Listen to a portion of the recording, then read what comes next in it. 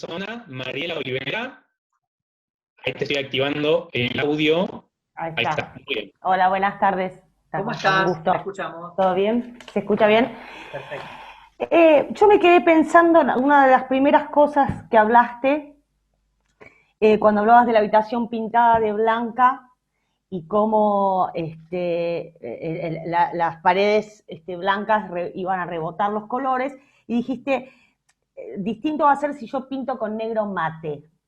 Entonces ahí me quedó, ¿qué pasa con el mate y qué pasa con el brillante entonces? Bien, ahí como explicaba en algún momento de la clase, nosotros hablamos de las cosas separadas, pero hay muchos conceptos que están intervenidos, ¿sí? El concepto de mate o brillante tiene que ver con una característica de los objetos que no es cromática, pero que también es una reacción a la luz, ¿sí? Los objetos mate son objetos que vemos como más opacos y entonces producen que la luz se refleje de una manera difusa, ¿sí? Una superficie porosa, por ejemplo, cuando recibe un haz de luz, a la hora de rebotarlo, en vez de rebotarlo como un espejo, lo refleja de una manera disipada, de una manera difusa. Entonces no produce un brillo. Si la madera, por ejemplo, es una madera, está laqueada, ¿sí? O es súper lisa, va a producir lo que pasa in extremis en un espejo. ¿Vieron el reflejo de luz de un espejo? Es perfecta. Y la luz no se disipa ni se destruye, rebota exactamente. Por eso yo puedo ver mi imagen reflejada. Entonces, cuanto más opaca o más mate es la luz, es la fuente del objeto, menos disipación todavía tengo. Si yo pinto una pared de negro, pero negro brillante, más allá de que no tenga respuesta de color, va a haber más reflejo de luz, y de hecho, si yo ilumino una pared brillante con un spot, con una luz muy concentrada, voy a ver el manchón, y hasta me pueden cambiar el reflejo, dependiendo de qué tan brillante sea. Muy buena la pregunta, Mariela, ¿eh? La verdad que muy bueno lo que sacaste a pasear. No sé si te alcanzó con la respuesta, si lo entendiste.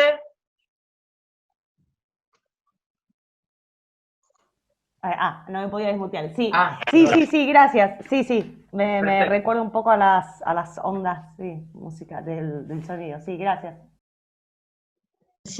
Laura Ahí Roata, estoy. Hola, sí, ¿cómo le ¿cómo estás? va, Mucho maestra? gusto. Por favor, el ¿Cómo gusto es mío. estamos? Muy bien, muy Súper bien. interesante todo. Mirá, el tema es así, se me genera un conflicto con los tapetes, digamos, un poco con qué pasa con la caja, porque no en todos los teatros tenemos caja negra.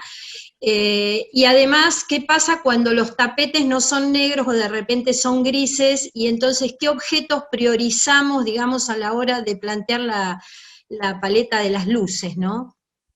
Perfecto. Para los que no la conocen, Laura es una gran coreógrafa argentina, de Gracias. corta trayectoria porque es muy joven, pero ella se refiere a los tapetes de danza, ¿sí? Ese piso especial que se pone en los escenarios cuando se hace danza clásica, danza contemporánea, que tiene que ver, entre otras cosas, para proteger el pie de los bailarines, y para nosotros los iluminadores siempre es un dolor de cabeza porque, a menos que cuentes Sí. con una hiperproducción, o es negro o es gris. Que es A lo que veces es viene. blanco, a veces es Ay, sí, blanco, ay, sí, y ahí te matan. ay, Eso digo, sí. ¿qué priorizamos, no? Porque el rebote de la luz es tremendo ahí. Sí, totalmente. Para mí es un punto de partida. Cuando yo soy diseñador de danza, una de las primeras cosas que siempre ves, además de cuál va a ser la temática y qué sé yo, es cómo vas a trabajar el espacio. Generalmente los espectáculos de danza no tienen mucho elemento escenográfico, mucho menos utilería porque interrumpirían el paso. Entonces generalmente hablamos de una caja muy amplia, muy abierta, y ahí, si la caja es negra, caja negra para los que no sepan es cuando vos tenés telones de fondo, las patas, bambalinas y piso, todo negro, es muy diferente, por lo que explicamos, de lo que hablamos recién con Mariela, a que si la caja es blanca, imagínense un escenario donde el piso, el fondo, las patas sea todo blanco o todo gris clarito. A mí como iluminador me va a cambiar por completo. Es como empezar un dibujo en una hoja en blanco o empezar un dibujo en una hoja en negro. Si podemos decidir, Laura, para contestarte, buenísimo, es una charla que tenemos que tener todo el equipo creativo, coreógrafo, escenógrafo, si lo hay, vestuarista, iluminador, todos los que trabajan. Si no, para mí es una constante, si yo ya sé que el piso va a ser negro o va a ser gris, es una problemática. A mí la caja negra en particular ya me tiene un toque podrido. Me tiene un poquito cansado, Sí. porque es como lo que siempre hay. Entonces termina, después de hacer muchos diseños de danza, a veces un tapete gris clarito me cambia el escenario de tal manera que me agrada, me gusta. ¿Por qué? Porque el color que yo le imprima a un piso gris claro va a ser mucho más pregnante que un piso negro. Entonces, para mí es mucho más sencillo generar ambientes de color y la atmósfera que yo quiero que el público perciba con una caja que no sea negra. ¿Sí? Si no tengo que abusar mucho del humo, y eso a veces trae otros problemas para que el ambiente tome un poco más de color. Entonces, a mí no me disgusta, aunque sea peligroso, el piso claro. Lo que sí tengo que tener muy, muy en cuenta es cómo trabajo los valores de luz para que el piso no sea más protagonista que las personas que están arriba. Si yo solo ilumino, y pensemos ahora, nunca lo habíamos hablado, pero pensemos en la posición de las luces, ¿no? Si yo ilumino todo desde arriba, ese piso va a rebotar una cantidad de luz que va a producir un contraste, un contraluz prácticamente con la persona que esté arriba, y puede ser un efecto adverso o puede ser algo que me guste, pero yo lo voy a tener que tener en cuenta.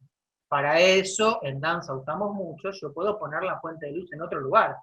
Si uso calles, es decir, luz lateral, y el equipo es más o menos un equipo bueno, un elipsoidal que lo puedo recortar, yo puedo imprimir luz en la persona sin necesidad de iluminar el piso, problema resuelto. Es más una cuestión de cómo reacciono ante eso. ¿Querías preguntar algo? Muchísimas gracias, gracias, buenísimo. Así que sí, a mí me gusta el tapete claro, ¿eh? Yo no lo peleo. Hay que ser más cuidadoso. Es más fácil con el tapete negro, porque aunque sea muy bruto, va a andar bien. Pero es lindo la caja de otro color. Y es lindo cuando hay un piso, perdonen que se los diga, me gusta tanto cuando el piso no es ni neutro ni un damero, una textura. Es tan fácil, mucho más fácil para mí trabajar así. A veces, perdón que les baje línea, ¿no? Pero a veces creen que nos hacen un favor a los iluminadores diciéndome, me lo han dicho, colega, amigos, vas a estar re feliz porque no hay escenografía, todo tu laburo. Y yo digo, no, poneme un objeto. Si vos me pones este termo va a tener un brillo, un color, una textura tridimensional que a mí me va a permitir jugar. Voy a ponerle una luz, me va a proyectar una sombra. En la nada es más difícil para mí, aunque te parezca mentira. No me hacen un favor vaciándome el espacio. Muy bien. Bueno, quería comentar que además de gente argentina, tenemos gente de todos lados, sí, de Uruguay, Paraguay, Chile, México, así que no sean tímidos en preguntar. Si no quieren aparecer en la cámara, pueden escribir en el chat, ¿sí? Y decir que quieren hacer una pregunta y yo les puedo hacer el micrófono, así que no tengan ningún problema. Recién vi que levantó la mano Pablo Ferrer, así que te voy a hacer el micrófono, ¿sí? Sí, Julián del Río también va a levantar la mano por ahí. Ernesto, no sé si me escucha. Perfecto, Pablo, ¿cómo le va? Excelente. Ernesto, siendo uno de los pocos acá que trabajamos en iluminación arquitectónica, comercial, los que tenemos menos herramientas para trabajar, pues la realidad, o sea, monocromático, ópticas, y después anda a cobrar ahí, no tenés otra herramienta. Entonces creo que es importante que nuestra comunidad se sume a la de ustedes, que realmente tiene una base técnica y teórica muy grande. Y a eso me vienen las preguntas que yo tengo, que son muy cortitas, pero creo que me podés dar información importante. Cuando vi una charla similar que diste en el CONEX, vos mostrabas la síntesis aditiva obviamente con la luz roja, la azul, la verde, y veíamos que la sombra no solo no era blanca del todo, sino que tenía una cierta saturación. ¿Esto se provoca porque nos falta una parte del espectro visible o por otra razón? Porque yo, bueno, como te digo, no soy iluminador, soy diseñador de iluminación, pero arquitectónico. Y la segunda... Pará, te respondo eso porque en mi cabeza me voy a olvidar, soy como Dory. Sí, estás en lo correcto. Como es a partir de un recorte, él lo que dice es, ¿vieron el cuadro de la mano que puse en los flyers? Que lo que se ven son un montón de sombras, de siluetas, y esas siluetas, esas sombras, son como magenta y amarillo, y es un color resaturado. Bueno, ahí lo que pasa es que cuando yo tengo dos fuentes de luz, frente a un mismo objeto, y eso proyecta una sombra, las dos sombras se separan un poquito, por una cuestión espacial, porque no vienen desde el mismo lugar. Una viene en este ángulo, otra viene un poquito más allá, entonces tenemos un lugar donde hay sombra de las dos luces, pero hay una pequeña parte fantasma donde solo hay sombra de una lámpara y de la otra no. Entonces ahí aparece por defecto, ¿sí? Es un defecto, que es muy bonito, pero es un defecto, se muestra, se revela ese fragmento de la luz que está perdido. Por eso se ve con tanta saturación, porque es un defecto. Y la otra pregunta que tenía era, capaz, ¿qué recomendación para los que también no tenemos mucha experiencia en planteo? Porque lo poco que me acuerdo del curso que hicimos en el CONEX era, bueno, tenés las calles, tenés la luz cenital, tenés un frente, tenés un contrafrente. ¿Qué nos recomendarías a los que laburamos nada más con un planteo de bocas, o capaz que tenemos, no sé, una boca en pared, una boca en techo, y no podemos armar capaz que un diseño más rico y generar sombras, generar texturas con la luz? ¿Qué capaz que nos recomendarías desde tu lugar? Te entiendo, yo primero me preguntaría, haría un diagnóstico, ¿no? Siempre que hay un problema, lo primero que hay que hacer es un buen diagnóstico. ¿No podemos o no estamos acostumbrados? Y como no estamos acostumbrados, nunca hicimos el esfuerzo. Porque, vamos, estamos pensando en arquitectura, ¿no? Si vos tenés una iluminación, siempre nosotros en escenario podemos evaluar entre lo funcional y lo estético, y puede un valor estético primar por sobre lo funcional, porque es una obra de teatro, una puesta de danza. Yo entiendo que en un lugar que va a ser habitado, en una casa, en un edificio, una oficina, la funcionalidad tiene una fuerza más grande, ¿sí? Si esa oficina tiene un trabajo que hacer, tendremos que poner la luz necesaria para que ese trabajo se lleve, se reproduzca como debe ser, y la luz no puede ser un problema. Eso lo entiendo perfecto. Sin embargo, eso no significa que en todo el espacio yo lo tenga que trabajar de la misma manera. Entonces yo lo que te recomiendo es, una vez que resolvemos la iluminación funcional, pensar más allá de la caja y decir, bueno, ya resolví, sé que esto se ve genial, que hay mucha luz donde la necesito, con el color correspondiente, el blanco si es frío o es cálido, que necesite para ese lugar, o como lo hayas analizado, como lo haces siempre. Y una vez que terminaste de hacer ese laburo, empezar a mirar y decir, bueno, ¿qué rincones de la casa o de esa habitación o de ese lugar no entran a jugar directamente en lo funcional? Si yo tengo un rinconcito muerto, ese rinconcito puede tener una fuente de luz que venga desde abajo, o una lámpara, digo, puedo decir, no tengo tantas bocas. En una casa vale una lámpara de pie, en una casa vale un farolito. ¿Por qué no jugar desde ese lugar? Entonces lo que yo te recomiendo es seguir trabajando como siempre, porque tampoco te puedes hacer el loco, está clarísimo. Pero si vos tenés la luz blanca para la oficina y después en un zócalo ponés una tira LED que puede darme una sutil línea de color, estás sumando las dos cosas. Una no se compite para nada con la otra, y si lo haces de una manera mínimamente creativa, puede ser muy bien aceptado. Qué sé yo, imagínate que estás trabajando para una empresa que tiene un color que identifica. Vas a tener carteles, vas a tener, no sé, vidrieras, ayúdame, un montón de cosas que identifican. Y como lo dice Goethe, el color lo eligieron no de casualidad. Hubo seguramente diseñadores expertos pensando en que el logo de esta inmobiliaria tiene que ser Bordeaux porque eso significa zaraza. Y si vos podés meter en el diseño de luz de esa ambientación un detallecito, obviamente que sobre la cara del que te atiende no le vas a poner un spot magenta. Eso está clarísimo. Pero ¿qué pasa con el entorno? ¿Qué pasa con el fondo? Podés tranquilamente trabajar. O el frente. Un frente también. Tratamos de elaborar un poco con RGBW, ¿viste? Tener un blanco cálido, un blanco neutro, un blanco frío, pero ¿viste? Si no, es medio difícil, la línea es muy, muy fina entre agregamos un poco de color luz y nos convertimos en la casa de Scarface. O sea, está ahí luchando todo el tiempo. Es la sutileza. Yo creo que la herramienta es la sutileza, pero me parece que el camino no es negarlo, no es decir, bueno, no puedo porque este lugar no lo... Sí, fíjate dónde podés, que obviamente no reste, no complique y sume. pero donde no hay un no, es un sí posible. Digo, si en este fondo no hay ninguna razón por la cual no tengo que poner esa luz, la puedo poner. Y la textura a veces se puede lograr escenográficamente. Yo sé que por ahí va a ser muy difícil explicarle a una persona que tenés que poner un spot con un gogo, ¿sí? Una luz muy especial, pero vos podés poner una fuente de luz y como quien no quiere la cosa, un enrejadito y que la luz pase por el enrejadito y ya tenés una textura de luz. Obviamente que va a ser sutil, no va a ser el bosquecito de las hadas que hacemos en el escenario, pero es lo mismo, es obviamente en un camino mucho más difícil encontrar esos resquicios, y yo creo, Pablo, que son los que te van a hacer que tu diseño no sea el de cualquiera. Porque para poner luz blanca, fría, lo hace cualquiera. ¿Qué es lo que vos podés hacer para diferenciarte? Perfecto. Gracias, Ernesto.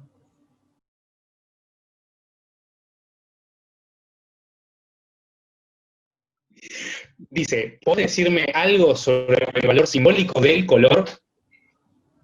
¿El valor simbólico?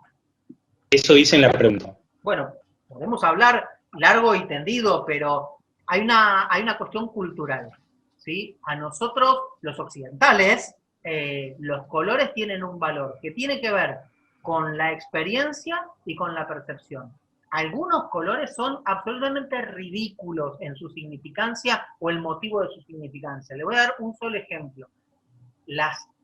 El rojo como se utiliza en la alfombra roja. Porque el rojo es un color que tiene aparentemente un montón de significados. Vos podés decir que el rojo es pasión, y podés decir que el rojo es miedo, y podés decir que el rojo es sangre, y que el rojo es alerta, y todos vamos a tener razón, y deberían ser cosas diferentes. Bueno, no sé si son tan diferentes, la pasión y el peligro, pero bueno, según el caso. Pero son como conceptualizaciones. Entonces, no es que el color solo de por sí significa algo. Ese color va a resaltar o reforzar una idea de significación. Que yo ponga el color en escena no es condición sine qua non de que la gente va a entender algo, pero voy a poder reforzar un concepto que venga a través de ello. Y un caso muy, muy claro es la utilización del rojo en las prendas de vestir. Las capas de los reyes eran rojas, la alfombra roja en una entrega de premios. Eso viene de una cosa que es absolutamente casual, que en el medioevo la tintura roja para las telas era carísima, ¿sí? Tener una alfombra, una cortina, una capa de rojo, de violeta, era carísimo. Entonces, que un chabón salga con una capa roja es el equivalente a que descienda de una Ferrari o a que tenga un Rolex, ¿sí? Y fue quedando. Ya hoy no es así, no tienen un valor mucho más extra las tinturas y las anilinas para las distintas telas, pero en algún lugar de nuestra tradición y de nuestra cultura occidental, el rojo tiene ese valor, ¿sí? Tiene ese valor que está. Entonces, la alfombra roja, no sabemos por qué roja, pero todos entendemos perfecto que es una alfombra VIP. Y ahí no tiene que ver ni con el telo, ni con el matafuego, que también es rojo, ni con el semáforo, que también es rojo. Entonces, apoyémonos en la significación y en la semántica de los colores, pero no descansemos solamente en ello. Y no nos quedemos confiados de que ya está, pongo azul y la gente entiende que es noche. Es una convención. Como toda convención, no está mal usarla, pero si yo lo uso mal, por ahí me queda el fondo del mar, ¿sí? Un tipo iluminado de azul, si lo hago mal, puede verse como un pitufo. Entonces, no descansemos en que el color solito ya me dice todo. El público es inteligente, en teatro nosotros contamos con un público al cual le gusta dialogar, que le gusta charlar, entonces las cosas no son tan obvias, ¿sí? Simplemente imponer un color sin nada más de contexto puede ser hasta contraproducente. Entonces, apoyemos. Si el diseñador o el diseño de toda la obra es un conjunto, todos vamos a estar de acuerdo, todos vamos a saber en esa escena qué es lo que queremos transmitir, y vamos a llegar a un color que diga, bueno, ¿y cómo hacemos para transmitir esta idea? ¿Qué color nos ayuda a reforzar esa idea para que se termine de completar? Pero no es que si pongo rojo ya está. Y me ha pasado de poner, el director que me ha pedido una escena de violencia que se tenía que iluminar de rojo porque él lo entendía así, y a veces uno hace caso porque de última es el director y hay un orden piramidal, y la verdad es que la escena no estaba bien coreografiada y eran dos señores semidesnudos que se apretaban y se tiraban al piso y rodaban, y se terminó viendo otra cosa, te juro. Era una escena porno, no era una escena de violencia. Ahí, lejos de ayudar, el color, ya todo venía medio mal, pero lejos de ayudar, el color terminó haciendo que entienda otra cosa, un fracaso total. Y creíamos que hacíamos las cosas bien. Muy bien. Bueno, acá tengo anotado que Julián del Río había levantado la mano. ¿Querés hacer una pregunta? Ahí te activé el micrófono. Julián, querido, otro viejo amigo de la casa. Ahí Hola. va. Sí, ¿qué tal, Ernesto? Mi duda viene sobre el tema del color amarillo. He escuchado esto de que el color amarillo no existe, o, por ejemplo, en lo que es la combinación de los colores en los LED, por ejemplo, es muy difícil, al menos con la calidad de lo que trabajamos de los LED, poder generar un amarillo, y es más un ámbar, lo que nosotros le llamamos, pero en la teoría del color nos dice que es un amarillo, al menos el CMI, ¿no? Y la otra es sobre el ultravioleta. Uno, si ve la frecuencia, dice luz no visible, pero nosotros trabajamos con lo que es el famoso UV en los equipos. ¿Cómo es que cómo trabaja, no? Muy bien, vamos por partes. La primera, el amarillo. Fíjate que cuando lo hice con los licos, el amarillo se vio un poquito mejor. No sé qué opinan ustedes. Depende del color inicial. Cuando nosotros trabajamos con LED, como les decía recién, no elijo los colores con los que voy a mezclar. Un señor, sí, probablemente un chino, haya dicho, no es despectivo, digo por la distancia, una persona que está muy lejos mío, eligió que ese era el azul, perdón, el azul no juega, ese era el rojo y ese era el verde que te iba a imponer en tu LED. Y esa combinación de esos colores de LED no suele darme un buen amarillo. Es muy difícil con los LED RGB, solo RGB, que aparezca un amarillo solo así. Con el blanco y con el ámbar, un poquito lo acompañás, pero aún sigue perdido. Los LED que vi que trabajan con lima, ahora que agregan el LED lima, aparece más una gama del amarillo. Pero tiene que ver con eso, con que estamos completando desde una cuestión incompleta. Hay algo que me está faltando. Hacelo con filtros y lo vas a lograr. Me gustó que dijiste la palabra el amarillo no existe, y yo te iba a decir, no, ¿cómo que no existe? Lo vimos recién. En LED es muy difícil de lograrlo. Sí, totalmente. Hay un montón de colores muy difíciles de lograr con LED. El violeta, los hongos. Bueno, para eso hoy en día todavía el filtro le sigue sacando unos buenos cuerpos de ventaja. Por hoy, hoy, octubre, estamos en octubre del 2020, yo no conozco una tecnología que me logre toda la gama de colores perfecta, y hay colores que me siguen faltando. Esperemos un ratito y por ahí sale, y mientras tanto, seguid usando los filtros, pero sí existe el amarillo. Y en cuanto al UV, está muy bien lo que decís, porque nosotros veíamos en la placa el espectro electromagnético y vimos la parte visible. ¿Sí? El espectro visible va desde el violeta hasta el rojo. Si nos pasamos para el otro lado, la energía se llama infrarroja, es invisible, ¿sí? No la vemos con los ojos, pero existe. Si nos pasamos del otro lado, están los ultravioletas, que son los que en nuestro planeta la capa de ozono cubre, ¿sí? Porque esos son los que hacen mal. Por eso cuando se empezó a romper la capa de ozono, toda la vida, toda la humanidad anduvimos al sol y no pasaba nada, y ahora tomás un poquito de sol antes de las 4 de la tarde y te pone todo rojo. Bueno, es una filtración de rayos ultravioletas que no deberían estar en nuestro planeta. Entre medio de ese espectro, antes de caer en el ultravioleta y después del violeta, hay una franja, una frontera, que como toda frontera es una cosa rara. No sé si alguna vez han recorrido fronteras de países, y es una cosa muy extraña la frontera. Uno en el mapa de la escuela primaria cree que es una línea, pero en realidad las fronteras son una cosa medio mezclada. A mí me gusta mucho, tengo la suerte con este laburo recorrer mucho y recorrer el país, y el idioma en las fronteras es una cosa tan linda, ¿sí? En Misiones, por ejemplo, en la Triple Frontera, hablan, no sé qué hablan, es una mezcla de entre guaraní, castellano, brasilero, o portugués, perdón, la brutalidad, que es casi un idioma propio. Bueno, el ultravioleta está en una frontera en cual el ojo ve muy, muy, muy poquito. Una luz, una lámpara ultravioleta emite una energía que está en el borde de la percepción. Por ende, nuestro ojo le cuesta mucho ver.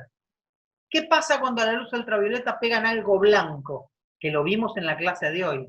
El blanco refleja toda la luz que llega.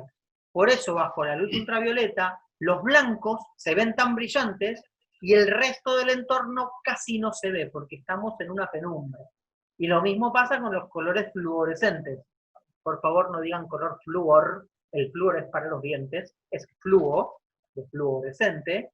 Y la pintura fluorescente tiene como ese brillo tan impactante que cuando recibe esa gama de luz ultravioleta, que es muy en el borde de la percepción, se ve mucho. Eso es lo que nos pasa con la luz, mal llamada luz negra también, ¿sí? De los boliches. ¿Qué es eso? Es la luz ultravioleta que en realidad está ahí en el medio. Es un poco ultravioleta, un poco violeta, en la frontera de la percepción, por eso es tan raro.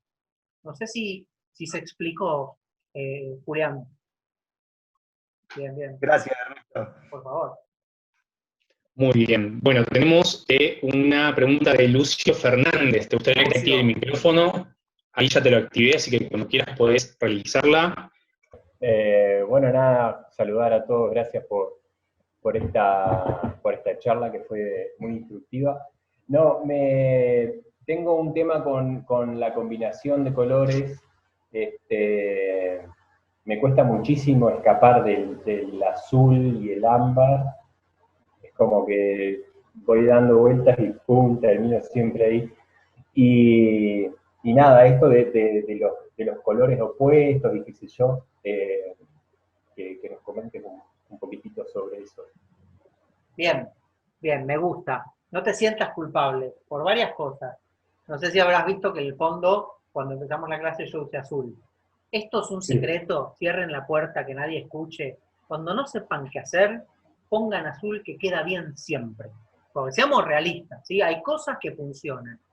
Un contraluz azul va a funcionar siempre. Pase lo que pase, hagas lo que hagas, va a quedar bien. Entonces, es una apuesta segura, ¿sí? Un ámbar para todo lo que es, sobre todo frentes, rostros, también te va a funcionar. Hay cosas que las terminamos usando y repitiendo por el simple hecho de que garpan, de que funcionan, de que son muy, como dicen en España, muy resultonas, de palabra que me pegó Aníbal Corrado, muy funcionales, va a andar bien, ¿sí? Supongo que esto en escenografía también pasa y en vestuario también pasa. Así que primero no te sientas culpa.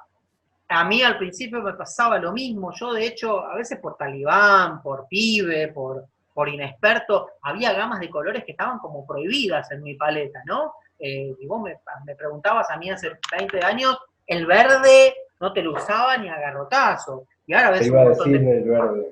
Era como un color prohibido.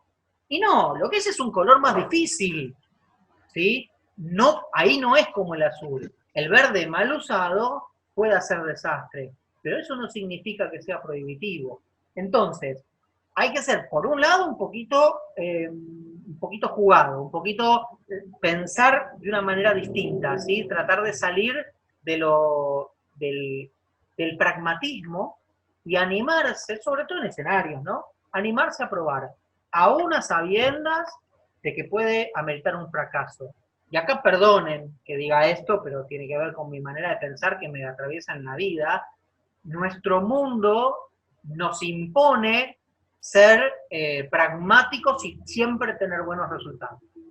Cuando trabajamos, si tenemos malos resultados, nos echan, no nos contratan, no podemos comprar la comida y entonces hay algo en nuestra cabeza que todo el tiempo nos exige, a veces es hasta autoexigencia, hacer las cosas bien. Porque si no me van a echar, no me van a contratar más. En el arte no deberíamos jugar con esos conceptos.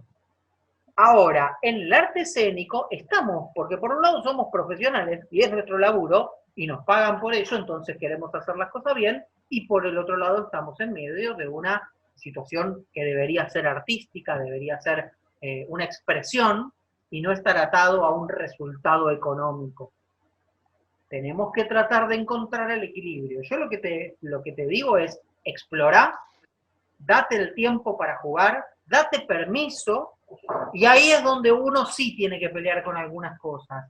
Y obviamente acá va la realidad de cada uno. Pero está bueno probar, y está bueno en el probar equivocarse y cambiar, y decir, bueno, a ver, voy a probar con este color, uy, quedó como el traste, queda mal, bueno, lo saco y pongo otro. Hay un punto en el que las cosas tienen que combinar. Nosotros planeamos, todo el tiempo estamos planeando y llegamos al escenario con un plan, porque generalmente no nos dan un mes la sala para ir a jugar y a probar luces, ¿sí? Esa es una realidad. Ok, pero también yo me tengo que encontrar el espacio y tengo que poder decir, bueno, pará, yo necesito X cantidad de horas para hacer una puesta de luces, más o menos. Y en esas X cantidad de horas poder darme el tiempito para probar, en este caso un color distinto, un color que está por fuera de mi paleta. Total, de última, volvés al azul.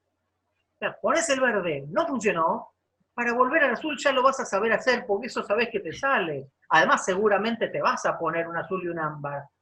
Pero vale pensar, en ese sentido, ahí sí, Lucio, creo que el LED nos dio una gran ventaja, porque vos no necesitas de un gasto extra para ya tener en la mano varios colores.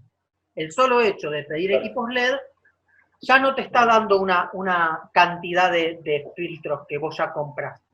Si yo estoy en una producción de teatro donde solo voy a trabajar con filtros y ya me andé a comprar 700 rollos del verde 116 y después de que los compré me di cuenta que no me gusta y tengo que tener una charla con el productor y no le va a gustar. Entonces por ahí es el momento en el que yo en algunos momentos he tenido la suerte de poder trabajar con colegas, escenógrafes, ¿sí? O vestuaristas, que me han permitido ir con un farolito y un pedacito chiquito de filtro, ir a probar, aunque sea al estudio. Eso no tiene costo, eso es más que nada una imposición mía, el poder ir a decir, bueno, voy a un ensayo, algún día van a hacer prueba de vestuario, bueno, ese día que hacemos prueba de vestuario, ¿puedo ir con una linterna y un par de filtritos, o celofanes, o lo que sea, y hacer como una pre-prueba de color para ver si el vestuario, la escenografía, se banca ese color que yo estoy pensando usar, ese, no sé, ¿qué color estás pensando? Ese amarillo huevo, ese verde azulado, bueno, hay que buscarse ese lugar, ¿sí? Total, es preferible jugársela y decir, porque de última queda entre nosotros, sí, los técnicos te van a mirar como que, qué pavo me hizo poner el filtro más gente y después me quiso sacar. Y sí, es un costo que hay que pagar. Probablemente no llega al estreno si queda muy feo. Vos mismo, es mejor probar y fracasar que esperar y decir, no, bueno, vuelvo al azul porque sé que me garpa. Pero es muy personal, Lucio, esto, es animarse. Y a veces tener a colegas, directores, coreógrafos, que también te den ese espacio. Pero dudo que si se lo planteas te digan, no, ¿cómo vas a hacer esto?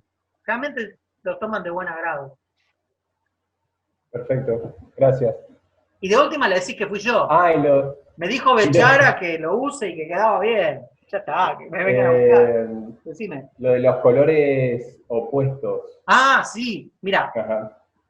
Lo pensé mucho cuando estaba armando la clase, a ver si iba a hablar de las reglas de los colores y los opuestos complementarios y qué sé yo.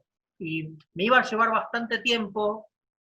Y además, si bien es algo que funciona, no significa que es algo que sí o sí lo tengamos que usar.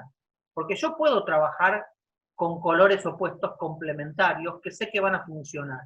Una pareja de opuestos complementarios, por ejemplo, son el azul y el naranja. Sabemos por estética que si yo genero una imagen en la que combino azules y naranjas, va a ser armónico, ¿sí? Esto es como en la teoría de la música, tal tonalidad con tal tonalidad o tal nota con tal nota en un acorde funcionan.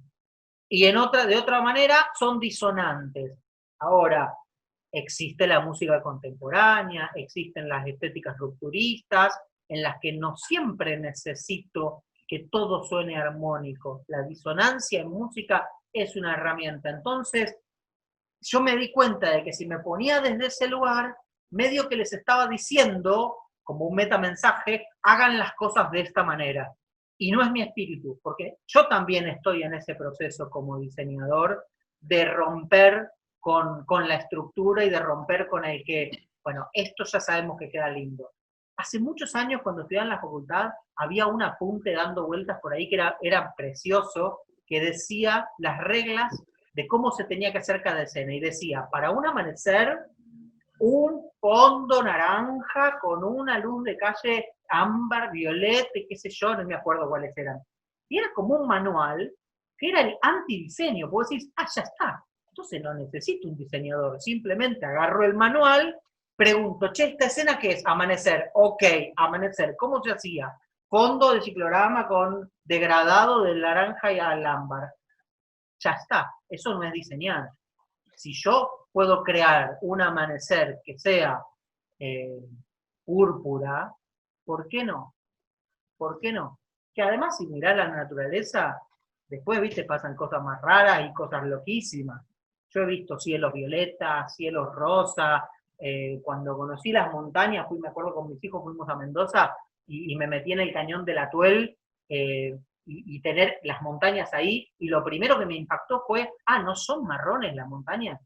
Y hacíamos el chiste con los chicos. ¿De qué color son las montañas? En realidad ves una multiplicidad, un arcoíris de distintos minerales. Entonces, ¿por qué toda la vida dibujamos las montañas marrones?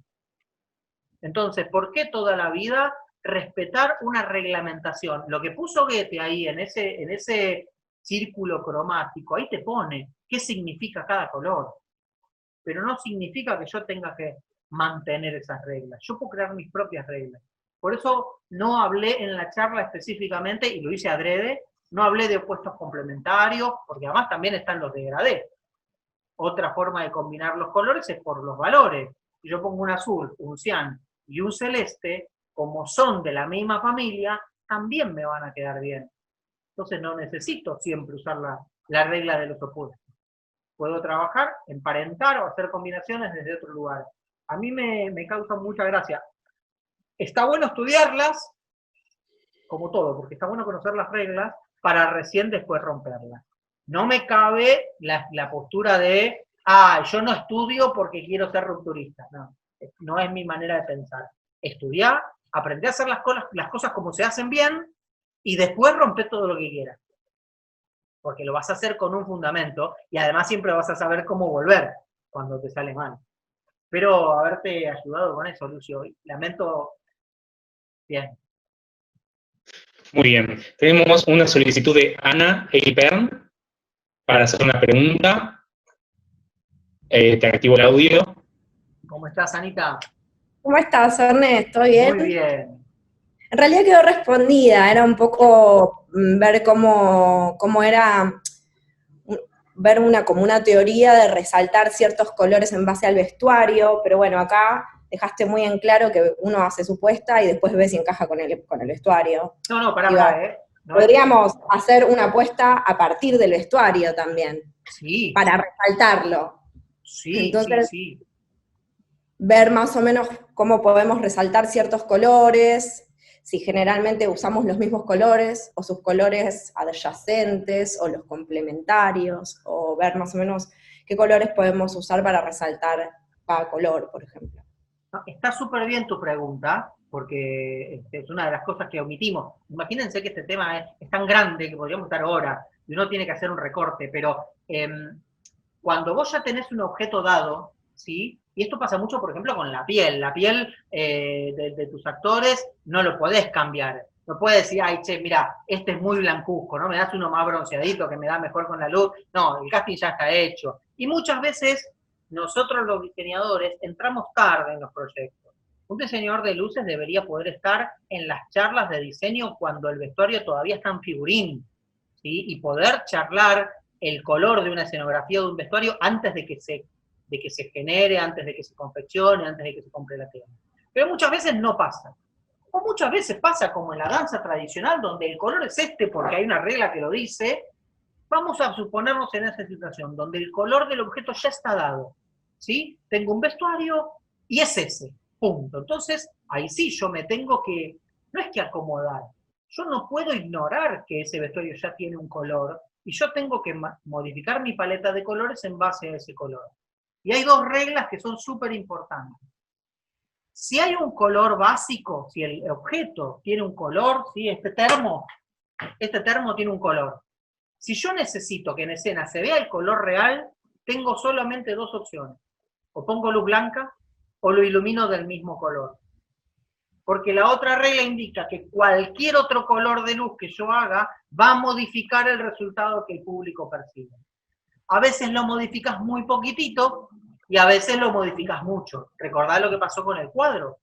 Cómo cambiaba el mismo cuadro frente a distintos colores. Bueno, eso es lo que yo tengo que evaluar. ¿Qué tanto permiso tengo para modificar el color original? Si no me queda otra y tengo que iluminarlo para que se vea el color original, pensemos en las danzas folclóricas, por ejemplo, ¿sí? Que tienen un atuendo tradicional y que ese color significa algo. O un vestuario que está pensado desde alguna rama y que tiene una explicación específica de por qué este personaje tiene este color y este tiene otro. Y yo con las luces no puedo venir arriba y hacerla que se me cante, porque en ese caso es una irresponsabilidad, ¿sí? Y si después el vestuarista me viene a buscar a la salida, va a tener razón, porque estuve dañando su trabajo. Porque lo más probable es que me van a decir, ¿para qué me hiciste laburar tanto? ¿Para que después se vea de cualquier color? Eso es una falta de comunicación en el equipo de trabajo. Entonces, si yo llegué tarde a la conversación, porque me contrataron tarde, porque falté a la reunión o por lo que sea, me tengo que callar y tengo que saber, como decíamos con el tema del piso, bueno, ok, el vestuario es brillante, ¿sí? Está todo purpurina, iridiscente. Ok, bueno, tengo que trabajar con esto. Y tendré que usar mi paleta de colores de luz sabiendo que tengo esa cuestión. O en todo caso, charlar con el coreógrafo, el director, el escenógrafo, el vestuarista y decirle, che, ¿podemos jugar? ¿Podemos hacer que en la escena 1 se vea el color natural y que en la escena 2, que cambia el universo y que estamos contando otra cosa, el color del personaje mute? Y ahí abrís un universo, digo, a veces es vender la idea también, ¿no? Ser un poquito piola y decir, bueno, genial. En algún momento de la obra se va a ver cómo se tiene que ver, pero no tiene por qué ser en todo el tiempo. Por ahí puedo jugar. ¿Sí? Si yo estoy haciendo el Pericón Nacional, que le digo para los extranjeros, es una danza folclórica argentina que justamente la gracia es que el vestuario termina confeccionando los colores de la bandera, celeste y blanco. Y hacen toda una coreografía donde ellos están de celeste y blanco todo el tiempo y con unos pañuelos blancos y celestes. Y al final forman el pabellón nacional, se forma la bandera. Si yo en el final iluminé con luz verde, me va a quedar la bandera de Brasil, no me va a quedar la bandera argentina. Eso es directamente para que me metan preso, porque estoy ignorando el espectáculo, estoy jugando solo y no estoy pensando en el diálogo, y no estoy pensando ni en el artista ni en el público. Entonces ahí, ojito, pero ¿por qué no en el medio? ¿Por qué no puedo jugar con que ese blanco y celeste aparezca en un momento? De entrada no te dabas cuenta y después, uy, mirá, más lindo, más sorpresa, y hasta redobla el efecto del vestuario celeste y blanco. Y puse un ejemplo recontraburdo, burdísimo, para que se entienda, ¿no? Pero imagínense esto estéticamente, imagínense trabajar con una escenografía como nuestro cuadro, donde se empieza mostrando con colores muy saturados, y recién al final ves toda la cantidad de gama de colores que tiene la escenografía. Puede ser lindísimo. Muy bien. Bien, Anita. Bueno, tenemos acá una solicitud de Sandra Otar, Sandra, así que te activo el micrófono. ¿Te gustaría? Así le haces la pregunta. Está proponiendo un tema. Hola, bueno, muchas ¿cómo gracias. estás, Sandra? Ernesto. Miembro de ADEA, Sí, Asociación de sí. Diseñadores Escénicos Argentina, asociación a la cual pertenezco y amo. Bueno, Compañera. fantástico. Bueno, yo sí, cuando vi que estaba esto, yo dije, bueno, voy a participar porque me pareció muy bueno, realmente. Nada, yo más o menos fuiste contestando mi inquietud, pero es sobre el tono de piel, muchas veces de los intérpretes, el maquillaje y la iluminación, que viste que a veces es dificultoso mantener una escena pareja en iluminación cuando por ahí no sé, el maquillaje te cambia, o utilizaron el mismo maquillaje para todo, pero el tono de piel es distinto. Bueno, la idea era sobre esa problemática que más o menos la fuiste diciendo en el vestuario, pero bueno. Pero me gusta agregar algo. ¿Qué podías? Me gusta Sí. que lo saques porque básicamente a la larga o a la corta siempre terminamos iluminando gente, ¿no? En Sí. escena terminamos viendo gente, sea un show de rock, sea o danza, sea teatro, básicamente siempre en un escenario terminamos mirando gente. Y ahí pasa una cosa, que los tonos de piel son muy distintos y reaccionan muy diferentes a la luz. Todas las pieles de morenas para arriba son divinas, porque siempre toda la luz se le queda bien. El problema somos los caucásicos.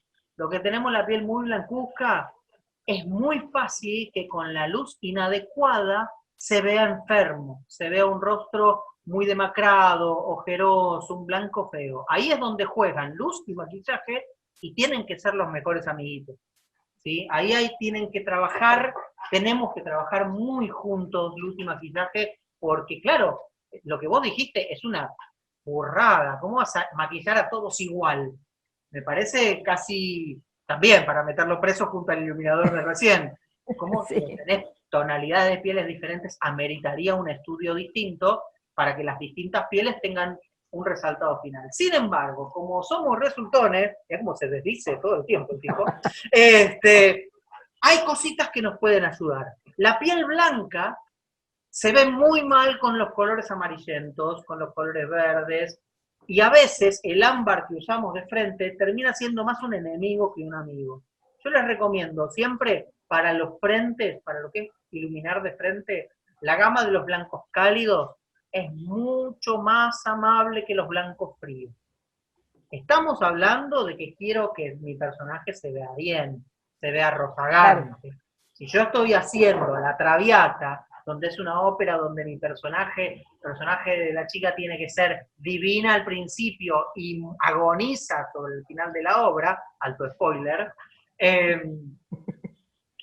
ahí sí puedo querer que suceda eso. Y probablemente no tenga tiempo de hacer un maquillaje muy cargado en el transcurso de una misma ópera que por ahí tiene un intervalo de 10 minutos. Donde sí, puedo hacer un retoque, meterle una ojerita, pero no es que puedo hacer todo un trabajo de FX en el rostro y decir, listo, era preciosa y la de macro la destruyo para el último acto. Ahí, si yo cambio la coloración de las luces de este personaje, puedo resaltar su piel más rozagante con rosas, con colores rosados o con blancos cálidos. Esos son muy amables y hacen que la luz se vea, que la cara se vea mucho más saludable. Si por el contrario me voy a un lavanda, me voy a un blanco con una leve tonalidad de verde, ¿sí? O un blanco muy frío, la piel se va a ver un poco más desprotegida y puede darme la sensación de enfermedad. Por eso hay que tener mucho cuidado. Y acá un capítulo aparte en la televisión. En la tele siempre trabaja de una manera muy distinta con la luz. Y yo he notado el tema con el cambio de las cámaras HD. La cámara HD, lejos de ser lo que era la antigua cámara de fílmico que transmitía a duras penas lo que podía y tenías que poner un montón de luz y un montón de maquillaje para que se le distinga la cara a un tipo, hoy con una cámara HD en un noticiero se le ve hasta la última peca, hasta la última manchita, y siguen iluminando como locos el noticiero, le siguen poniendo una cantidad de luz blanca terrible, y me parece que ahí se perdió se perdió estética, ¿sí? Es una opinión muy personal, pero yo les bajaría un toque la luz a los noticieros para ser más amable con el conductor. La verdad es que les brilla la pelada, se les ve las arrugas, no le están haciendo un favor, les están matando. No sé si con eso, Sandra, te contesté Sí, un poco sí. tu inquietud. Sí, sí, bueno, gracias Ernesto, muchas gracias. No, a vos. Muy bien. Tenemos una pregunta muy curiosa de Andrea Magnetti, que ahora te activo el micrófono por si querés formular algo más, pero nos dice, ¿de qué color es el mar? Bien, Loco. está bueno. También, ¿no? Esto de poder recorrer, gracias a mi laburo sobre todo, he tenido la oportunidad de ver algunos mares distintos. No conozco el Pacífico como océano, así que si me quieren invitar podríamos hacer una gran visita pragmática para ir a ver, ¿no? Podríamos ver el Atlántico y después nos cruzamos, ya que hay gente de todo el continente, y todos juntos, ¿eh? Vamos y nos paramos en las dos playas y hacemos la comparativa. Es muy loco lo que pasa con el agua, porque si vos agarrás un vaso de agua, y si más o menos está bien, es transparente. Pero lo ves en el mar y el mar es azul. Ahora te vas a otro mar y es verde, y te vas a otro mar, o yo he estado en lagos, por ejemplo, deliberadamente verde, pero un verde muy, muy potente, y vos juntas el agua, y es agua de la montaña de hielo hipercristalina. Lo que pasa es que nosotros otra vez vemos el todo. Cuando ves el océano, no ves el agua, ves el océano en sí, ves la luz que atraviesa el agua en su profundidad, por ende la vas a ver cada vez más oscura según qué tan profundo sea ese mar, pero además también depende de qué color sea el lecho, ¿sí? Entonces, el color del mar no depende de la luz, depende del agua, depende del lecho, del color subyacente que hay, y depende también de la cantidad de profundidad de agua, porque la luz le cuesta mucho atravesar el agua. De hecho, el lugar más profundo de la Tierra, que es la fosa de las Marianas, pero son 11.000, uy, ya ahora me agarró el lapsus, nunca me acuerdo de los números de nada, el lugar más profundo de la Tierra no hay luz, ¿sí? Y hay un montón de bichitos en ese fondo que son bioluminiscentes porque la luz del sol no llega al ser tan profundo. Entonces eso es lo que te cambia el color cuando vos estás en la playa así, tomándote una caipirinha y mirás y decís, che, mirá qué turquesa que es este mar, mirá qué verde. Y con los ríos pasa lo mismo. ¿Sí? En la primaria te hacen dibujar el río celeste, y yo que he visitado muchos ríos, los ríos son más vale marrones. Tiene que ver con el lecho, ¿sí? Tiene que ver con eso. Y el agua del río además también tiene una coloración muy distinta al agua del mar. Bueno, todo eso confluye en el color específico de cómo ves el mar. No es el color del agua, es el color de la escena, ¿sí? Llevándolo a lo escénico, es lo mismo. Perdón, hola, ¿cómo estás? Ernesto.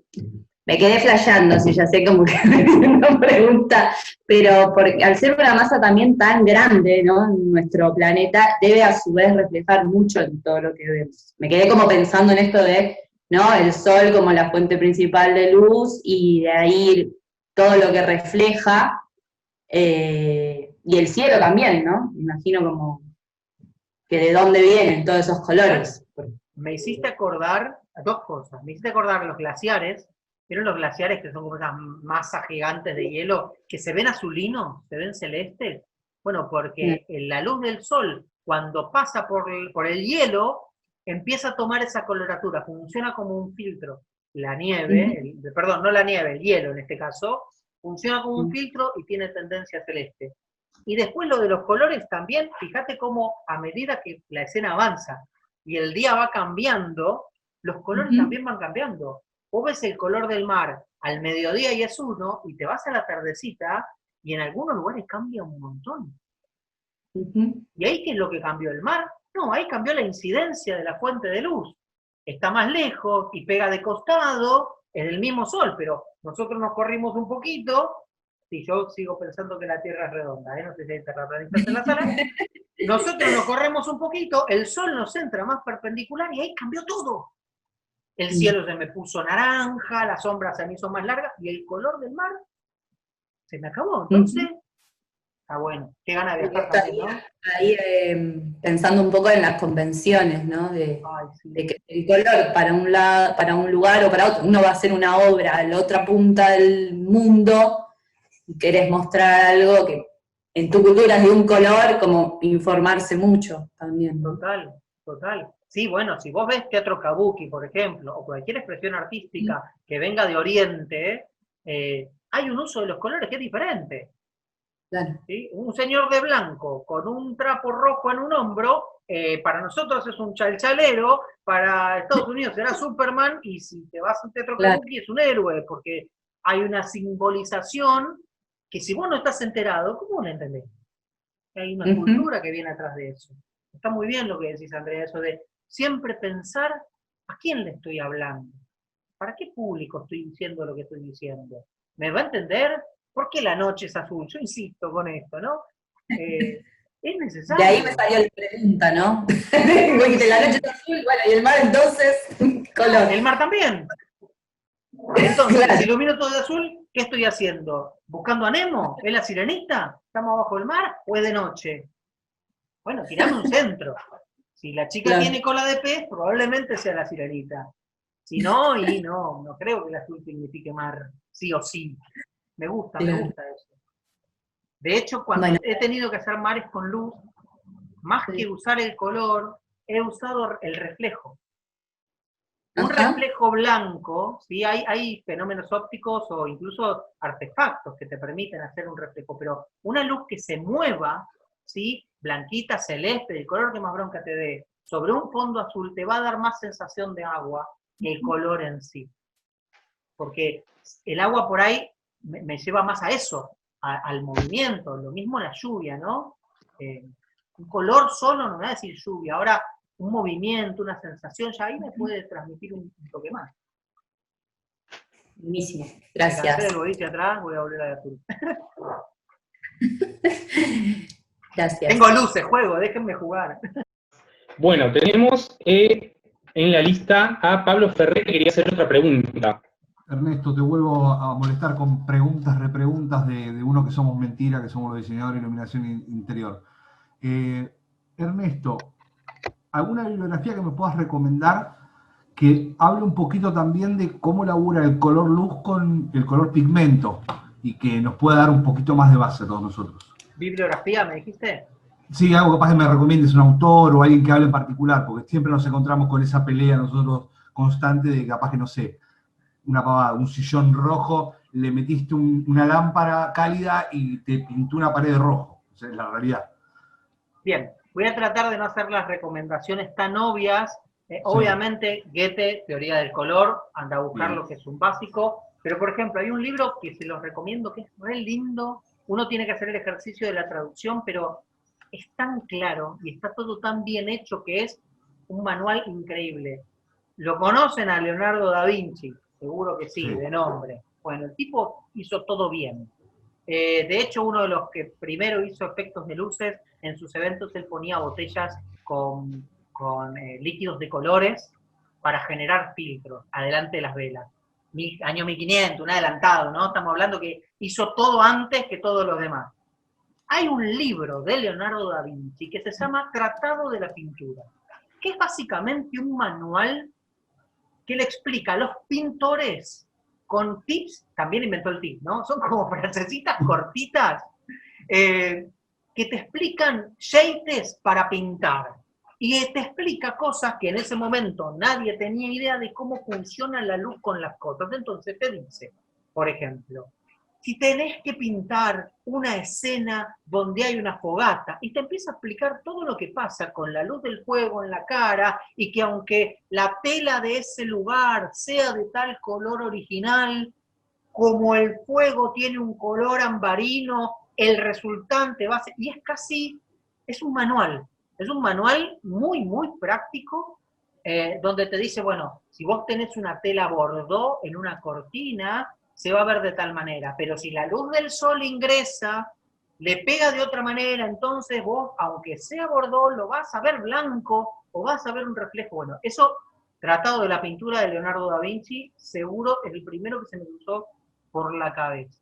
Buenísimo, lo voy a bajar. Ese Y bájalo. después- Y si se me va ocurriendo algún otro, te voy diciendo. Después aquí en Argentina siempre es recomendable el libro de Eli Sirling, el manual, se llama Manual de Iluminación, la luz en el teatro, si no me equivoco, corríjanme si te equivoco. Bueno, ese también es un ABC, es un libro que tiene una parte técnica muy amplia, pero también habla mucho y muy bien de diseño, y también es un buen lugar, y además, es argentina, se escribió en el 2007, es como más cercano.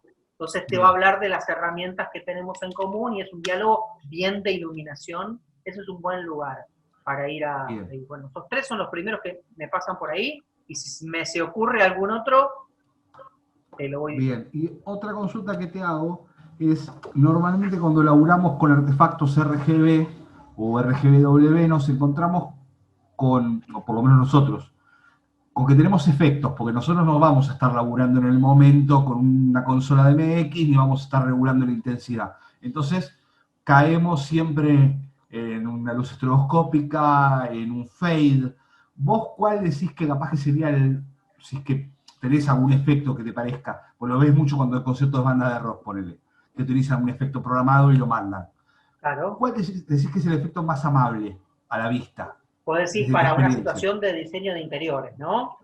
Claro, o una fachada, porque también lo ves, pero normalmente se tiende a saturar y no termina siendo algo que sea ameno, o sea, Sí, lindo sí, estéticamente.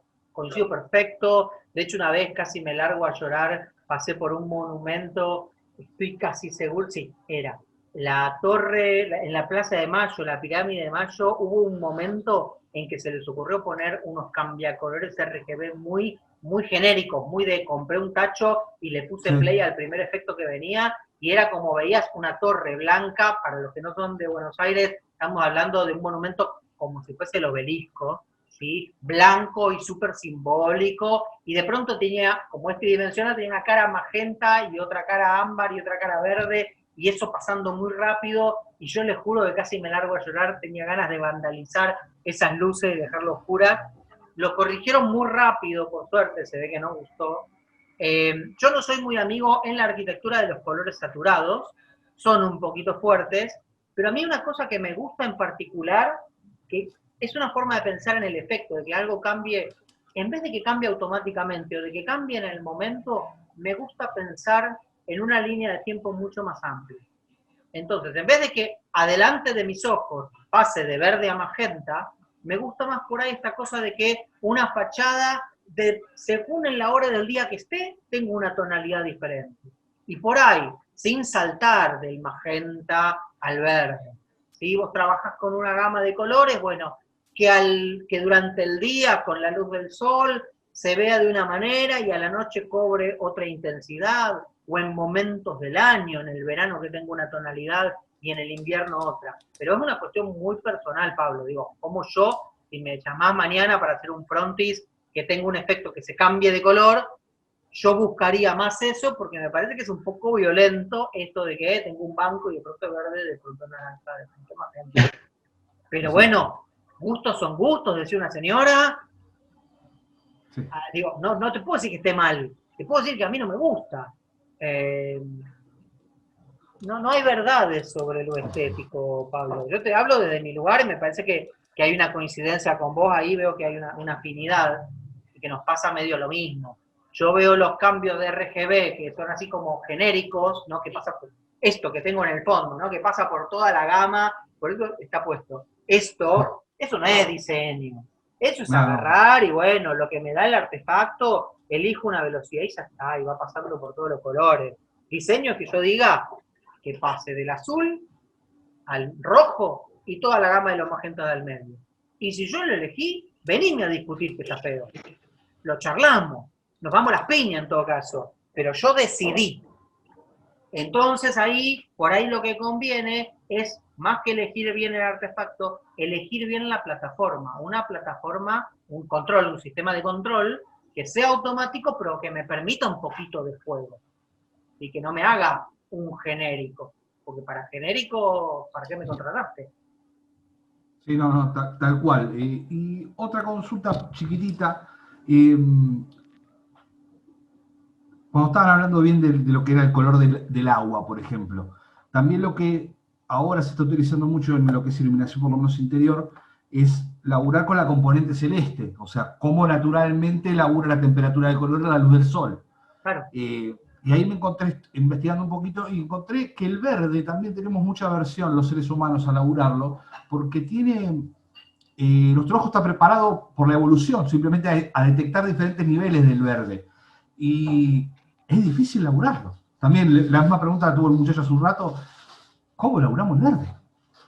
Bueno, verde es un capítulo aparte. Primero, yo estoy muy enojado con el castellano, porque para mí me parece que nos faltan nombres. Porque le decimos verde a algo como el verde loro o el verde lima y al verde oliva. Y para mí no tienen nada que ver, no son ni primos. Si todos son de apellido verde, hay alguno que es adoptado. No sé si entienden el juego de palabras. Para mí nos faltan nombres. Hay culturas que tienen distintos nombres para los verdes.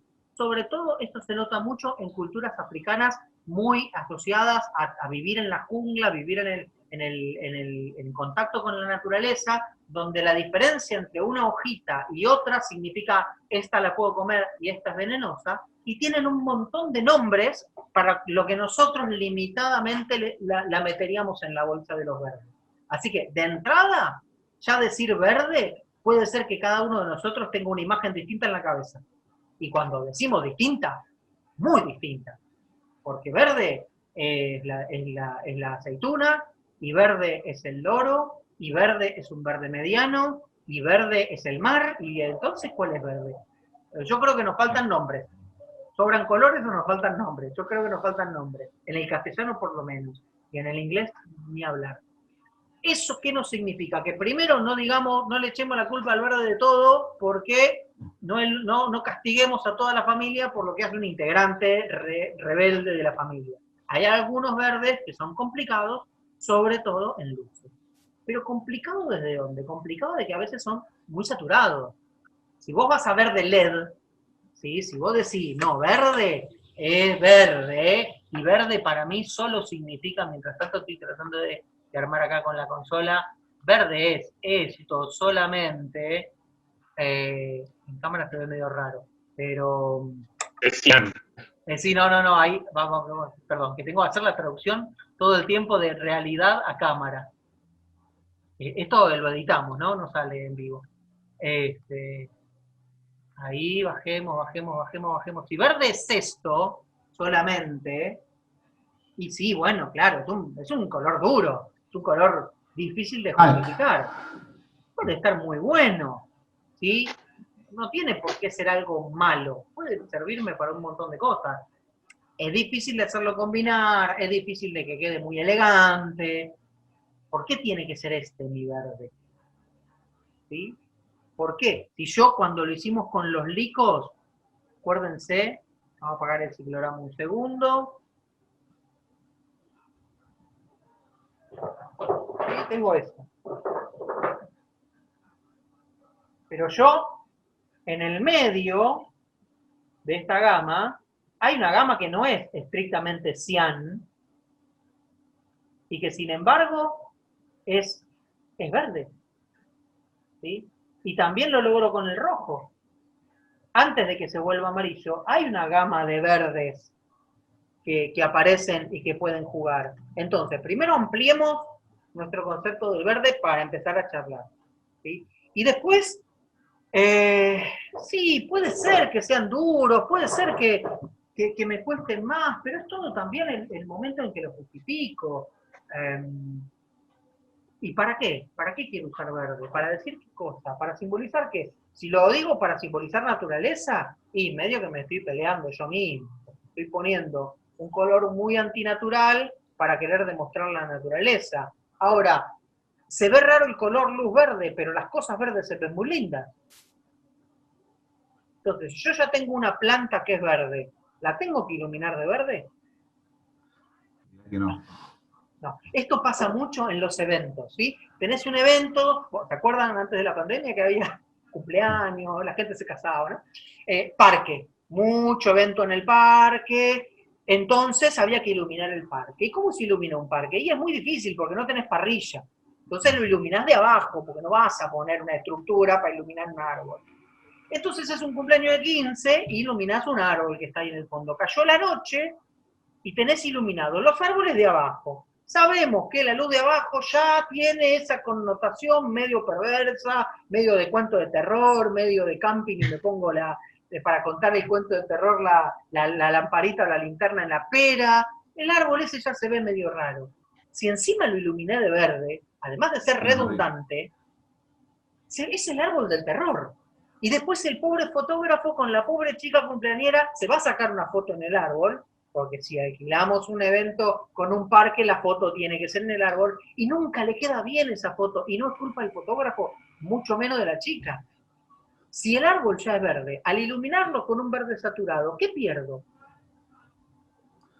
Y perdemos el pigmento natural también. Exacto, y pierdo toda la sutileza. Un árbol no es de un solo color, tiene cientos Amarillo. y cientos de Sí, tonalidades, el tronco, las hojas mismas, una hojita que está un poquito más seca, una hojita que la misma luz le da de acá, le da de allá, y toda esa cosa hermosa que tiene una planta natural, que es un color muy natural y que queda muy lindo, yo la arruiné poniéndole a la luz verde. Entonces, si lo que importa es el resultado, diría Bilardo, un árbol iluminado, un árbol verde iluminado de blanco, va a ser verde. ¿Por qué sobreexigirlo iluminándolo de verde? Yo creo que ese es el error del verde. Parece que lo que hay es una mala praxis en el mal uso de una iluminación saturada para algo, porque como era planta, era lo iluminado de verde. Y ese fue el error, me parece. No sé si soy claro con el ejemplo, pero es algo que pasa siempre, siempre. Sí, tal cual. Estamos de acuerdo. Bien. A veces siento que no hay respuesta concreta, ¿no? Que uno a veces diría, sí, esto, hacerlo así, y ya está. Yo soy un poco anti a eso, pero es un laburo de pensar. Así como yo les digo que no hay que subestimar al público, el público es una gente pensante, quizás saca sus conclusiones. Yo hago lo mismo con ustedes, con mis estudiantes.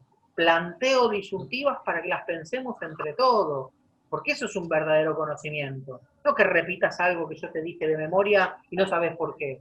El hecho de hacernos preguntas para decir, che, ¿y por qué? ¿Por qué hacemos esto siempre? Hubo un tiempo que en la Casa Rosada vino alguien y dijo, chim pum pam, tiro luces magentas, y en la FIP el edificio de la FIP era verde, y el Banco Central era azul. Fue como una época rarísima. Y bueno, no sé, nunca me gustó mucho. Pero me hizo acordar mucho a esto, ¿no? Porque acá en Casa Rosada en realidad es como un rosa salmón, muy tenue, muy suave, entonces qué mejor que poder seguir viendo ese color y iluminar con algo mucho más neutro y que no sea un magenta. Sí. Pero bueno, a ver, volvemos a lo mismo. Mucho de eso. Si hubo un diseñador que se lo contrató, lo desconozco, la verdad que no sé quién lo hizo. Si hubo un diseñador que sacó conclusiones y dijo, este es el color, por lo que sea, bueno, está bien, lo podremos. Yo no opinaría lo mismo, yo estoy más cerca de lo que decía Abraham, que revalorizar el color natural de la casa, que es rosadito. Que incluso hay una historia atrás del color, por qué el color de la casa rosada, que es muy interesante de investigar. Que tiene que ver con pintura a la cal y sangre de buey, no es cualquier cosa ese color y es histórico. Pero si fue una decisión, bueno, está bien, la banco, la pelearemos, a mí no me gusta, pero fue una decisión. A mí lo que me daba más pena es que me parecía que era un genérico, que era como, bueno, rosa, y a ver el LED pone azul y rojo es rosa. No, azul y rojo no es rosa, es magenta, y quedó ese fucsia raro, porque entre el rosa de la casa más el color de la luz quedaba magenta, y para mí, y esto es muy opinión personal, igual que dice Abraham, una patada en el traste, que a mí no me gustaba. Pero a mí lo que más bronca me da es eso, que me parece que era un error por omisión, no una decisión. Si fue una decisión, bueno, ok, respetamos la decisión del diseñador que no opina igual que yo lo hubiese hecho diferente. En eso tenemos toda la... Ahora, me parece, me da la sensación, sin saber, que lo que pasó es que fue bueno, y a ver cómo se hace el rosa, azul y rojo a full, y ya quedó. Y un poco lo decía Pablo, me parece que a veces lo que pasa es eso, y sobre todo en arquitectura, hay mucho de vino así de fábrica. Y es como, ahí sí que yo me vuelvo loco. Ahí sí es cuando yo digo, no, ¿por qué? ¿Por qué? Y en un escenario eso es imperdonable. En arquitectura, bueno, lo charlamos. Para mí también es imperdonable, pero recién ahora se está empezando a incorporar más. Bueno, qué sé yo. Sí, también como con la aparición de los LED cálidos, ahora como la iluminación arquitectónica avanzó un poco más y es un poco más orgánica, creo, en lo personal. Sin duda. Bueno, tenemos una solicitud de Jessica Barredo, así que te voy a activar el micrófono para que hagas la pregunta. A ver. Hola, Jessica. Sí, hola, ¿cómo va? Ahí está. Primero, muchas gracias por la clase, me encantó, estuvo bueno. Y está bueno esto de poder ir pensando a medida que vamos viendo cosas, ¿no? No quedarnos con un esquema cerrado, estructural, ir buscando, ¿no? Yo tengo una pregunta que a mí me interesa mucho ver este tema cuando tenemos en escenario, mismo este trabajo que vos empezaste a hacer, la muestra sobre el cuadro, ¿cómo evitamos el reflejo sobre los objetos? O sea, vos no creo que presentaste un cuadro que no tenía vidrio, pero si tenemos una exposición con un cuadro con vidrio, los reflejos son muy jodidos. Entonces yo me pregunto si solo lo puedo trabajar desde la disposición de la luz, del color luz que yo largo, o si hay algún color que yo pueda meter que me neutralice el reflejo. O sea, si solo laburo la intensidad de color luz y la posición del foco, o si aparte capaz hay un color que yo pueda bajarle esa intensidad de refracción que se da. Te entiendo perfecto y tengo una re mala noticia para darte. La respuesta es no. No depende de la validación o del color o de la respuesta cromática del objeto. Depende del objeto, ¿sí? Si es un cuadro con un vidrio, bien dijiste, este cuadro no tiene vidrio, el que yo mostré. Si vos tenés un cuadro con un vidrio o con un PVC, va a haber reflejo. Y la única manera de que eso no te encandile es usando la posición, ¿sí? Fíjate dónde va a estar primero la persona, dónde va a estar tu persona, tu sujeto observador, tu público, dónde va a estar el cuadro, y hay que encontrar un ángulo de luz. Reflejo va a haber siempre. Lo que hacemos es que el reflejo vaya para un lado que no moleste a la vista. Cuanto más picado sea el ángulo, más el reflejo va a tender a caer en el piso, entonces no voy a tener ese brillo. Digo esto y me he cansado. Yo soy de visitar muchos museos, me gusta mucho, me viene de familia el arte plástica. Y decís, ¿cómo hago para ver esto? Sí, incluso, son terribles. Incluso pasa con algunos óleos. La pintura no tiene vidrio, pero el óleo es muy brillante. Totalmente. Y ponele, qué sé yo, ¿viste? Un Goya, que son esos oscuros. Es un cuadro que tiene que ver con una luz muy especial. Y le meten un reflector blanco de frente, y vos tenés que andar haciendo como una maniobra, porque en realidad ves un brillo. No ves el cuadro. Bueno, eso es mala praxis, no de color, de posición, ¿sí? Y hay algunas fuentes de luz que son más suaves, más soft, que te van a disimular un poquito, ¿sí? Pero no es la solución tampoco. Y esto nosotros en escena lo sabemos mucho con la utilización de espejos. Cuando viene el escenógrafo, escenógrafe y te dice, te voy a poner un espejo, uno le agarra el pánico. Total. ¿Por qué? Porque la única manera de que no encandile a alguien, más que en un teatro tenés muchos públicos, muchas posiciones, tenés platea, tenés palcos, tenés a los costados, tenés arriba, vos tenés que pensar que en ningún momento, imagínate que vos pagás una entrada, te sentás y hay un espejo que todo el tiempo te está dando acá en la cara. Te querés ir a tu casa y no viste nada.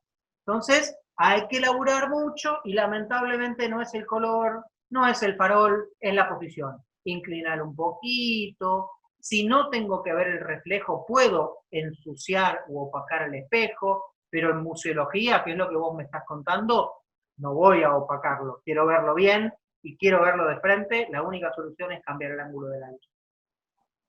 Sí, a mí, o sea, yo laburo con escena y laburo también con montaje. Entonces, a veces me pasa en una galería esto, ¿no? Las sombras que te aparecen, que el pintor quiere la luz de frente y quemás la obra, y el público no la ve y todo esto que vos planteás, o mismo en ópera, que es en lo que yo laburo, a veces también hay esta cosa, ¿no? La sobrecarga de información y de repente te aparece un reflejo porque tengo un objeto que no me permite o sea, que le pido un iluminador y el iluminador me lo enfoca, pero me da reflejo y me caga la escenografía con eso, ¿no? Bueno, hay que elaborar juntos, ¿sí? Un poquito culpa de los dos, te diría. Un poquito culpa del Sí, escenógrafo, porque no estoy echando culpa Lo que digo es, tal vez hay un color, que eso yo no lo sé porque no soy iluminadora, pero capaz hay un color que a mí me permita un filtro, ¿no? O bajar la intensidad, o...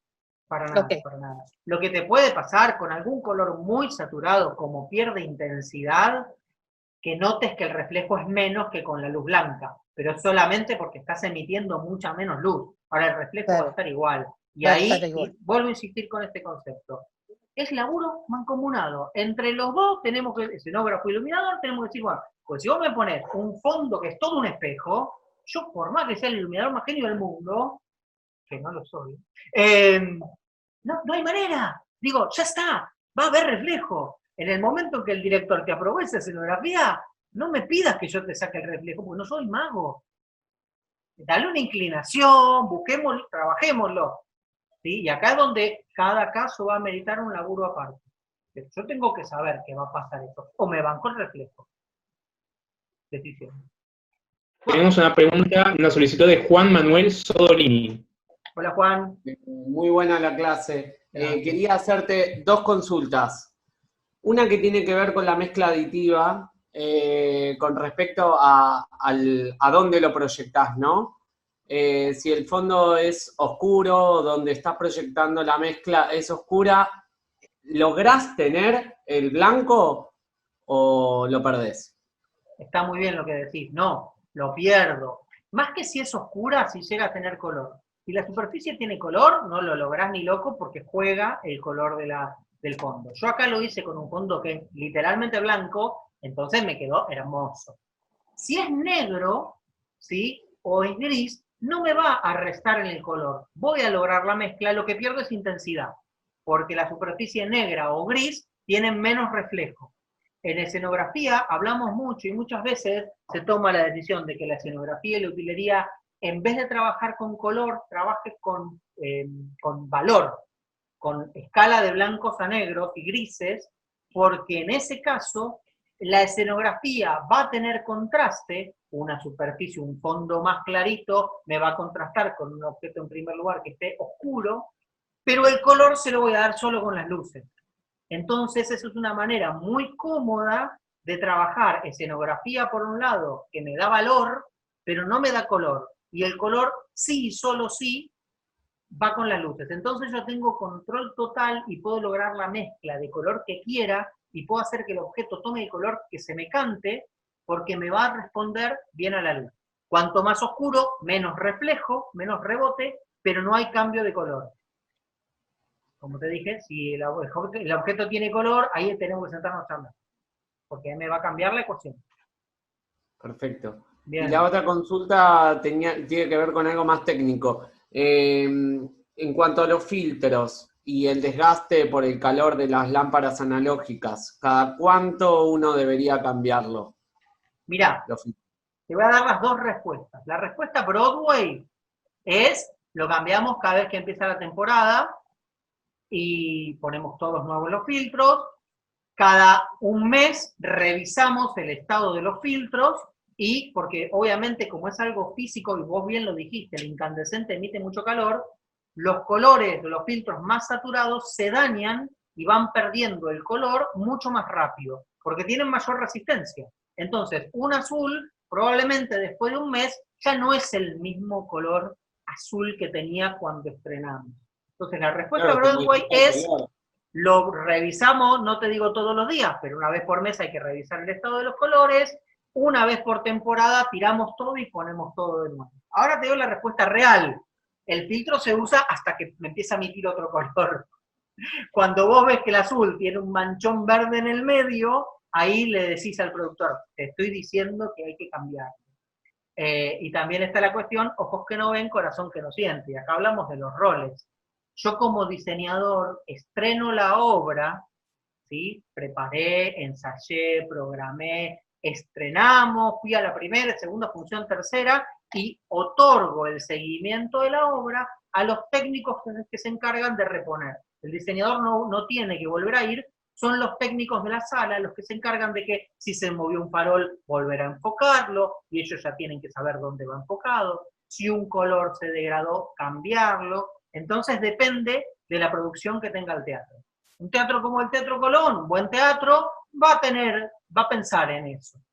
En otros lugares, no voy a decir dónde, el diseñador va después de 3 meses a saludar y a ver la obra, y mirás la puesta y decís, ¿qué pasó? ¿Por qué el techo está pegando para cualquier lado? ¿Por qué ese filtro dejó de ser el que es y nadie lo cambió? Nadie se dio cuenta que se quemó esa lámpara, y ahí uno le agarra como la crisis existencial. Pero bueno, entiendo que también en la cuestión de presupuesto, Juan, si logré que me compraran los filtros la primera vez, y bueno, me los compraron la primera vez. No voy a venir a decirles, ay, por reloj dice que a los 3 meses hay que cambiarlos, cámbiame todos. Los que siguen andando, siguen andando. Y acá voy a mostrar la peor cara. Yo soy proveedor, tengo depósito y tengo un archivero con filtros, y hay algunos que tienen más de 20 años y se han usado poco y siguen funcionando, y vos lo mirás y está súper decente, y yo lo voy a seguir usando hasta que esté dañado. En el momento en que se puso muy opaco, o en el momento en que lo pones y en vez de azul me da cualquier otra cosa, un manchón en el medio, con todo el dolor del alma, porque es caro, decís, ok, le tocó la jubilación, ya está, lo soltamos, ya diste todo lo que podías dar. Un poco pasa con las lámparas también, chicos. Uno entiende como diseñador que hay un presupuesto atrás, y bueno, a veces te pasa que vas a un teatro y tiene 80 lámparas y no están todas a 0 kilómetros. Pero yo sé lo que valen las lámparas, más en este momento, y a veces, bueno, uno se acomoda y se acomoda a ciertas realidades económicas, porque tampoco somos incoherentes. Por eso te di las 2 respuestas. Empezamos por la respuesta todo bien y la respuesta real. Gracias. Ahora sí, hemos llegado al final de la Masterclass. Y bueno, agradecemos nuevamente la asistencia a todos y los esperamos en futuras clases.